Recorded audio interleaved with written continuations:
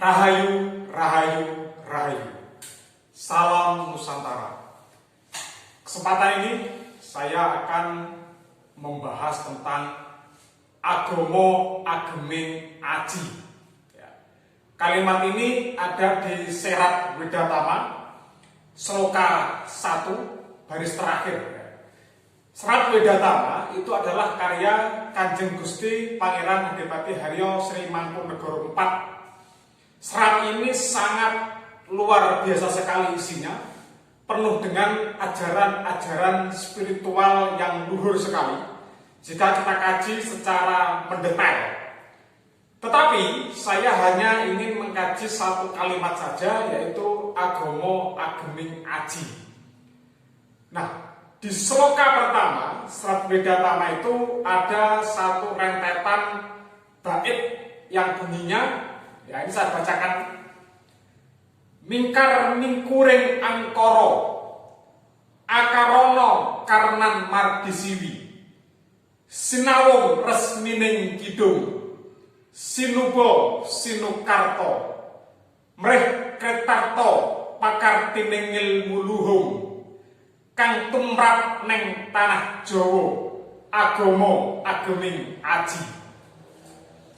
Ini kalau kita terjemahkan ke dalam bahasa Indonesia secara bebas artinya adalah mingkar mingkuring angkoro, mencegah perbuatan angkara, akarono karenan mardisiwi, sebab cinta untuk mendidik generasi muda atau anak cucu, sinawung resmining kidung, dirangkai atau ditulis dalam kidung yang berurutan atau yang indah, sinubo sinukarto,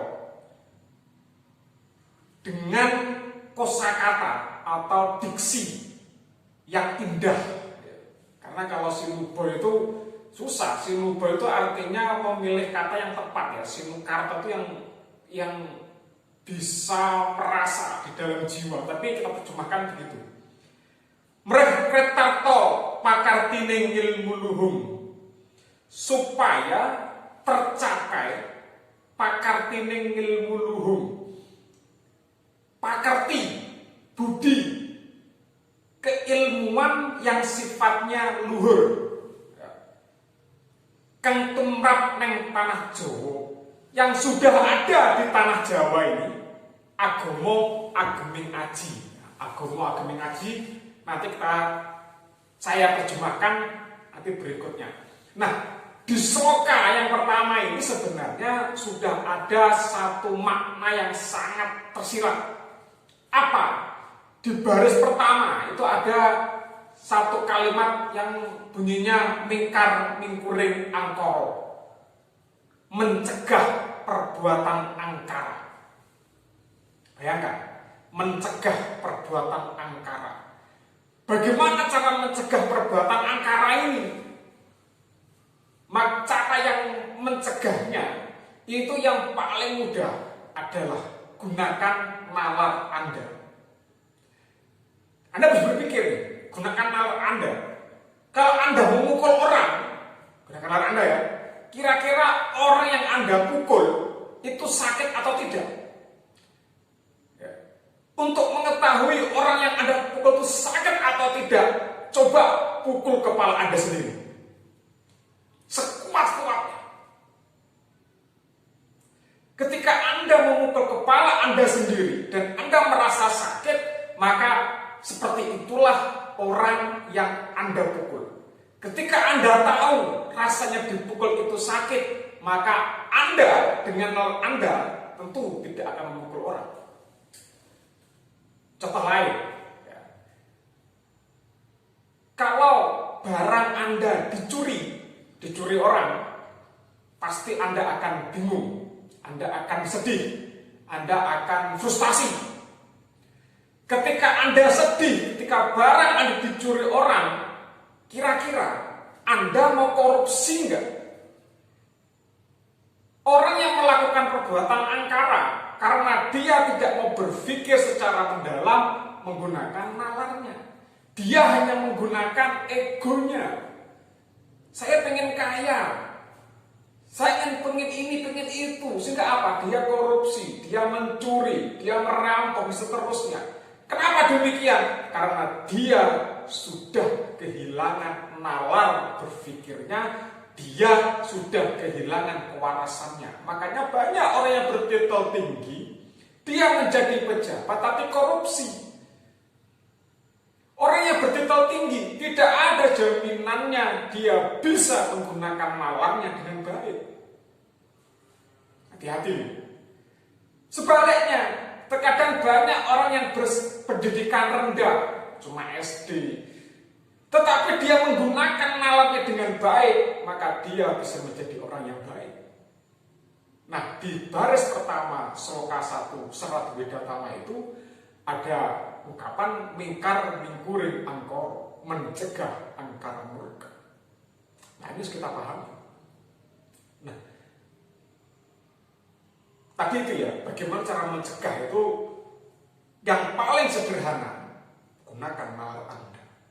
Ketika Anda tidak mau dicuri, jangan mencuri. Ketika Anda tidak mau ditipu, jangan menipu. Ketika Anda tidak mau dipukul, jangan memukul. Itu nalar Anda digunakan. Oh iya, saya kalau dipukul itu sakit, makanya saya tidak mau memukul. Ya, kecuali dalam kondisi terpaksa atau bela diri namanya kan, beda lagi. Tapi kalau Anda asal memukul ya susah, itu nggak boleh. Nah, ternyata ajaran Jawa itu sudah merupakan satu ajaran yang sangat luhur sekali. Ajaran yang punya fungsi mencegah angkara murka, itu ajaran Jawa. Makanya di baris 1, 2, 3 yang kelima itu ada tulisan Mreh Kretarto pakartining ilmu luhur, agar terlaksana pakarti yang berasal dari ilmu yang luhur. Ilmu luhur itu ilmu apa? Ditegaskan oleh Kanjeng Pangeran Mangkunegaran bahwa kang tumrap neng tanah Jawa, ilmu yang muncul dari leluhur-leluhur Jawa, itulah ilmu yang luhur. Coba Anda kaji misalnya Kakawin Niratapakarta. Saya ada di ngaji khusus itu, Anda bisa cek. Atau Anda mengkaji Kakawin Sutasoma, Arjuna Wijaya, Arjuna Wiwah, dan seterusnya. Anda ingin mengkaji Serat Kolotido, karya Raden Ngabehi Ronggowarseto. Anda membaca Serat Joko Lodang, ya, Anda membaca semua karya-karya leluhur Jawa, itu sangat luhur sekali, dan semua ilmu itu berkaitan untuk mencegah keangkara murkaan. Jika Anda sudah punya ilmu yang Anda gunakan untuk mencegah angkara murka, itulah yang disebut dengan agomo agami aji. Sekarang saya kaji tadi. Agama itu berasal dari bahasa Sanskrit, Sanskerta, yang A itu sesuatu yang berarti tidak, non. Sama seperti bahasa Inggris itu kalau ada kata-kata an itu un itu artinya tidak. Contohnya unbelief itu tidak yakin, ya, orang ateis. Atau undoktrin, tidak terdoktrin. Nah, maka di dalam Sanskerta itu ada kata A. A itu menunjukkan sesuatu yang menolak. Ya, contohnya adalah misalnya anormal, berarti tidak normal. Amoral, berarti tidak bermoral. A itu ya, amoral. Maka orang sebut amoral itu pasti tidak bermoral, itu bisa Sanskrit. Nah, gama itu artinya kekacauan, kekisruhan, angkara murka, ketidakpastian. Jadi kalau ada orang mengatakan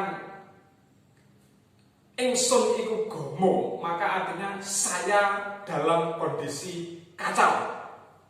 Nah, agama itu jika A tadi bergabung dengan kata lain menjadi agama, artinya bertolak belakang dari kata keterangannya, maka agama itu artinya tidak kacau. Orang yang mengatakan saya adalah orang yang beragama, artinya dia ingin menegaskan bahwa dia dalam kondisi tidak kacau. Itu secara bahasa. Jadi agama itu secara bahasa artinya adalah tidak kacau. Lalu kalau secara terminologi apa? Banyak sekali.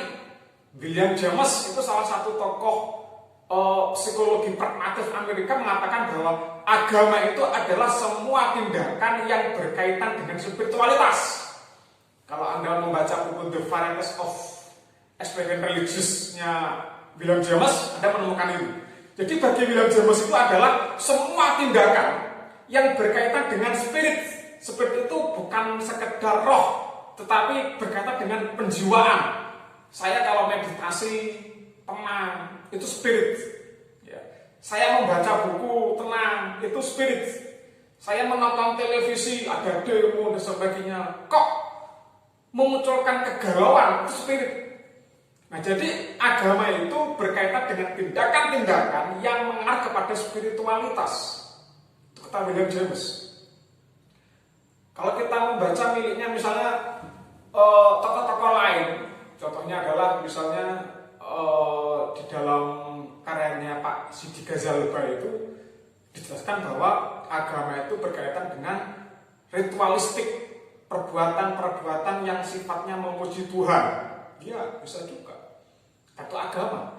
Jadi agama itu tidak sesempit yang dimengerti orang. Pokoknya kalau saya beragama itu harus berkaitan dengan sesuatu yang memiliki kitab suci, memiliki keyakinan tertentu, ada ritualnya, ya itu bisa menjadi agama. Tetapi jika Anda punya prinsip tersendiri, Anda memiliki sisi moral untuk kehidupan Anda, dan prinsip itu menjadikan Anda selalu berbuat baik, itu juga menjadi sebuah agama. Loh Pak, kan nggak ada kitab sucinya. Konsep kitab suci itu hanya buatan manusia. Apa nih? Mengapa demikian? Karena di dalam kitab suci itu bahasa yang digunakan itu adalah bahasa manusia. Anda belajar tentang kefilsafatan ini, setiapnya di sana. Kaitannya tentang epistemologi. Dalam intuisionisme ataupun rasionalisme ada kaji. Jadi agama itu hasil proses rasionalisasi terhadap sesuatu yang sifatnya psikis dan dimunculkan ke dalam bentuk bahasa manusia. Nah ini makanya kalau kita mengkaji filsafat agama itu jauh lebih luas ya. Tapi saya tidak mau mengkaji itu. Saya hanya mengkajinya aja tentang agama ngaji. Jadi agama itu adalah segala bentuk hal, baik itu pengetahuan, baik itu tindakan, baik itu sifatnya norma yang menjadikan penganutnya tidak berbuat angkara, itu disebut dengan agama. Makanya saya selalu mengatakan tentang agama Jawa. Kenapa? Karena agama Jawa itu sangat ditekankan bagaimana menggunakan nalarnya. Tidak terikat kepada satu bentuk kitab suci yang disucikan atau disakralkan oleh penganut tertentu. Ya silakan, Anda nggak setuju ya silakan, nggak Anda. Tapi saya sebagai seorang filsuf, saya punya prinsip itu. Dan saya mempertahankan prinsip ini. Ya. Itu artinya, saya punya prinsip bahwa mencuri itu merugikan orang, maka saya tidak akan mencuri atau korupsi.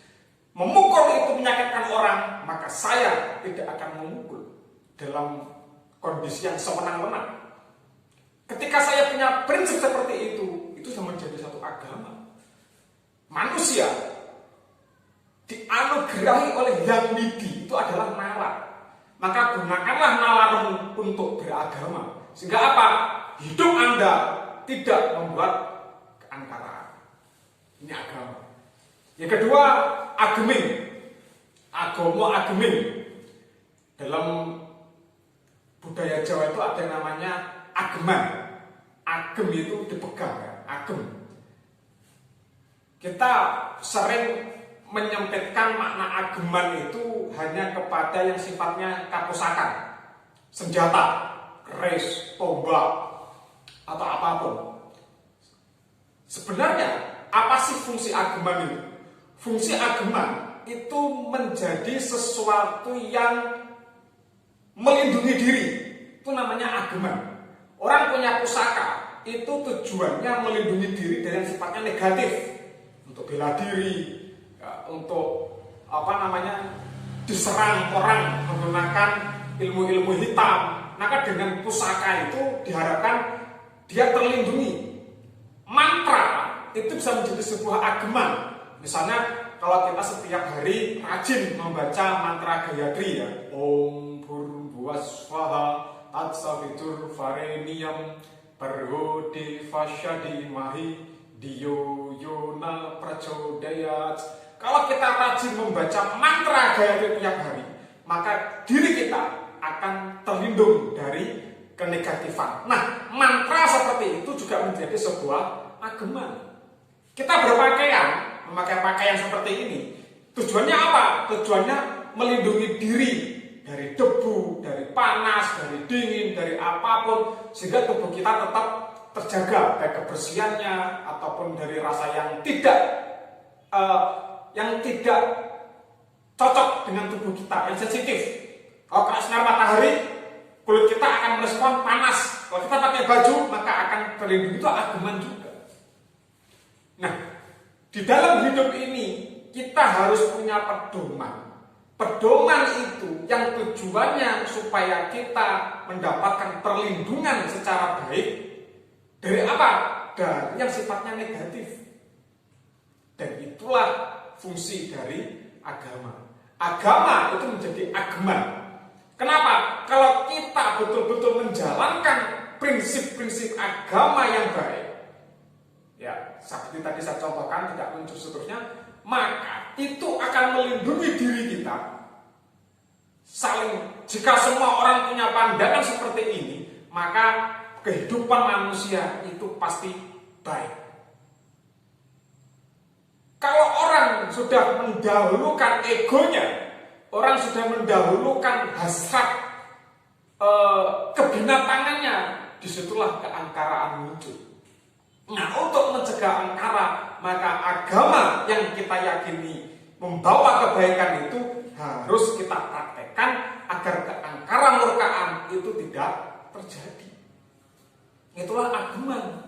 Jadi kalau kita bicara ageman itu bukan sekedar pusaka, bukan sekedar senjata, bukan sekedar baju zirah atau tameng, tapi juga sikap-sikap, prinsip-prinsip moral, kaweruh-kaweruh ataupun pengetahuan yang membawa kepada kebaikan atau yang mencegah dari seluruh keangkara murkaan. Angkara itu negatif, maka keangkaraan itu harus kita cegah. Kita harus melindungi diri kita dari keangkaraan dengan bagaimana? Dengan menjalankan prinsip-prinsip yang membawa kebaikan. Dan ingat, prinsip yang membawa kebaikan itu tidak didominasi oleh satu agama formal saja, tapi semua hasilnya, semua pengetahuan yang jika itu membawa kebaikan, itulah agama. Meskipun dari manapun, ya, mau dari kita berefleksilah, kita berguru kepada siapapun, jika pengetahuan kita mampu mencegah diri kita berbuat jahat, maka itu sudah menjadi ageman. Nah, berikutnya aji. Aji itu apa? Aji itu sesuatu yang luar biasa, sesuatu yang sifatnya wah. Di budaya Jawa, kata-kata aji ini sering bersifat supranatural. Contohnya, ada aji segoro geni. Artinya ada kaweruh, ya, ada kaweruh yang sifatnya spiritualitas, yang sifatnya supranatural, yang memiliki energi panas seperti samudra api. Maka disebut dengan aji segoro geni. Ada juga misalnya aji pancasona, yaitu satu kaweruh, satu pengetahuan yang berkaitan dengan 5 unsur kehidupan. Yang orang yang menguasainya secara sempurna, dia mampu menggunakan 5 unsur itu dengan baik. Ini ilmu pancasona atau aji pancasona. Ini banyak yang salah paham, tapi saya nggak mau membahas ini. Ya. Ada juga aji lembu sekilan, yaitu satu kaweruh, satu ilmu yang jika orang ini mengamalkannya dengan serius dan konsisten, maka tubuhnya itu akan memiliki perisai energi yang dalam kondisi mendesak, misalnya dalam kondisi perang, sang musuh tidak bisa memukul kita dengan jarak 1 kilometer ya. Jadi nggak nyampe. Loh Pak, saya sudah ngamalkan ini kok masih terpukul. Nah, berarti Anda nggak konsisten ngamalkannya. Nah, itulah aji.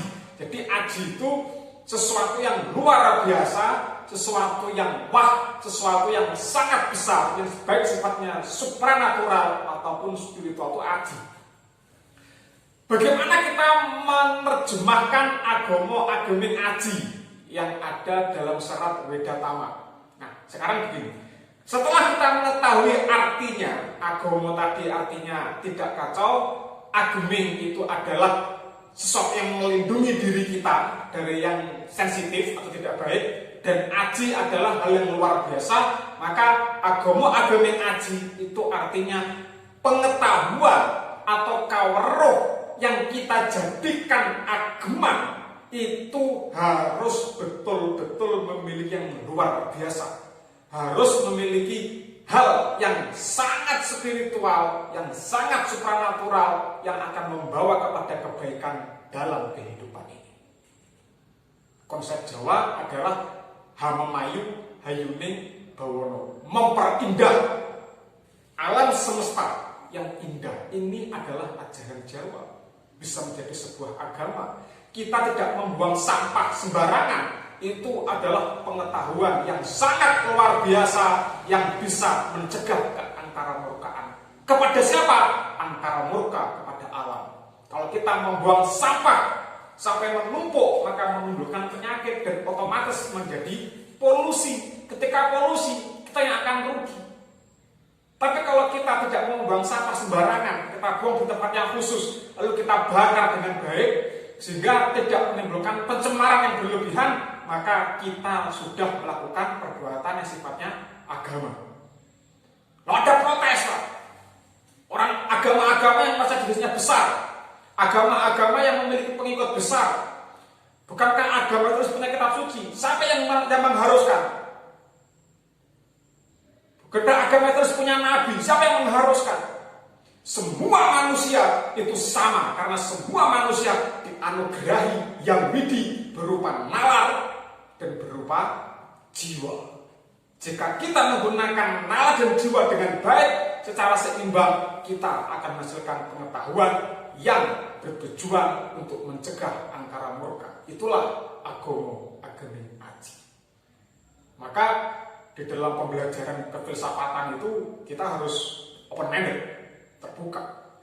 Tidak heran Karl Marx itu mengatakan bahwa religion is passion for people. Agama itu candu masyarakat. Artinya agama yang sudah terinstitusi, agama yang dianggap formal seolah-olah resmi dari Tuhan itu justru menjadi candu bagi masyarakat. Mengapa? Karena asasi manusia itu bukan makhluk beragama, tapi makhluk yang dinalar. Dengan nalarnya dia akan memiliki pengetahuan yang baik, yang mencegah dirinya dari perbuatan yang mungkar, perbuatan yang membawa keangkaraan. Inilah sekilas tentang agama aji. Semoga bermanfaat. Nusantara Jaya, Jawa Jawaning Jawi, Jaya Jaya Wijayanti. Salam Nusantara. Rahayu, Rahayu, Rahayu. Santawyo Wahijon Tatoro Paramartapyanto Reniskolo Santansah Sinamadi Mungwi Tengahin Retikto Sunyoloyo Suryo Pomo Siron Prakoso Menuhi Sarwatmo Tipedwolo Biak Tawas Kahidep Swatipo Suminolu Mrenmanah Niscolo Om Jer Basuki Muwogeyo Rahayu Rahayu